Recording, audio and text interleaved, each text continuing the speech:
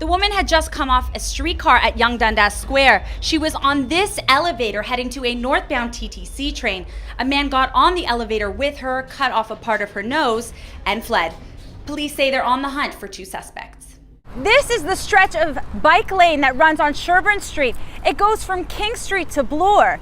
Now, the cyclists I spoke to say they're not so cranked about a lane like this on Yonge Street. Fans have been in this line for 24 hours with barely any sleep, braving the chill.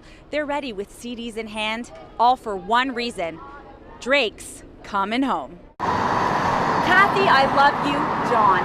That's a billboard that's been catching people's attention here at Yonge and Lawrence. It's not an ad, not a stunt, but a simple love note from one man to his wife of many years. Now, John didn't want to go on camera, but says he bought the billboard to show the love of his life, what he really feels.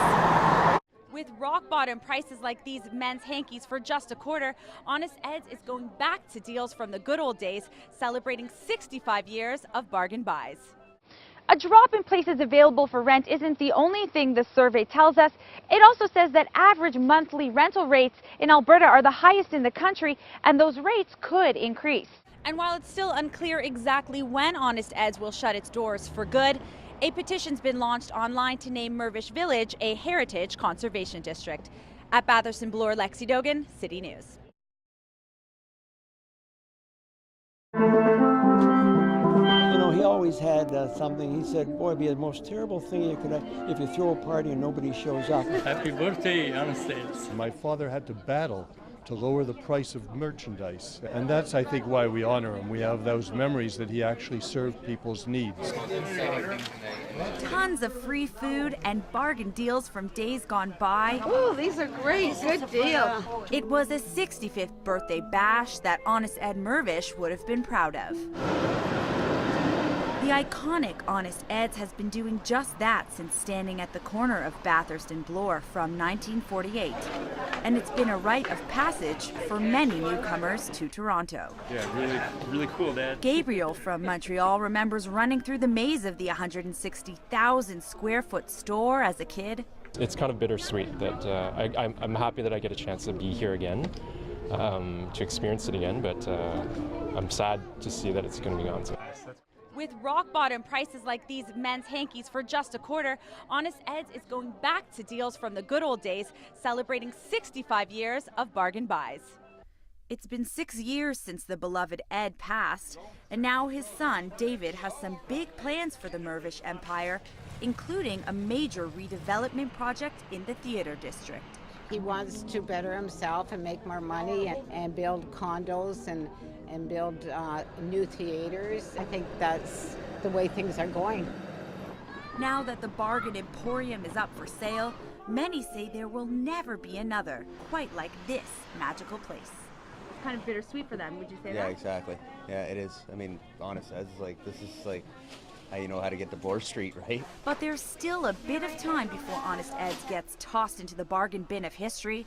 It could take up to 3 years for the sale to be finalized.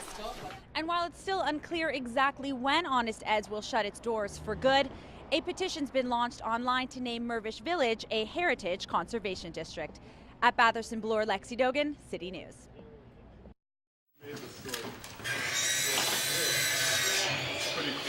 It was all hands on deck today as Aurora Home Depot volunteers sawed, chopped, and hammered away to refurbish the residential treatment home at Blue Hills Child and Family Center.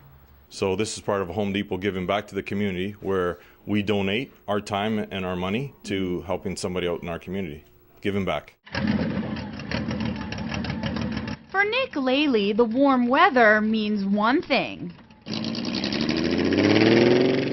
He's been riding since he was 17 years old and says he gets out on his 2 wheels every chance he gets. That freedom of riding a motorbike in the air is awesome. Smell all the different things, the grass, the barbecues, is great. But Laley knows the dangers that come with ripping down roads on his motorcycle. You got 2 wheels, you get one on the gravel, you're going to be out. A car is different, it'll balance itself. Motorcycles are smaller than cars, and that makes it harder for drivers to spot them. The majority of the motorcycle accidents happen because you're in someone's blind spot or someone doesn't see you. You have great visibility of everything around you. The problem is you're just a small little moving obstacle on the road, and a lot of people don't see that. The Alberta Safety Council says all motorists need to be aware on the roads, but particularly riders on two wheels, because they don't have the same protection a car has. And we're going to stay as long as it takes.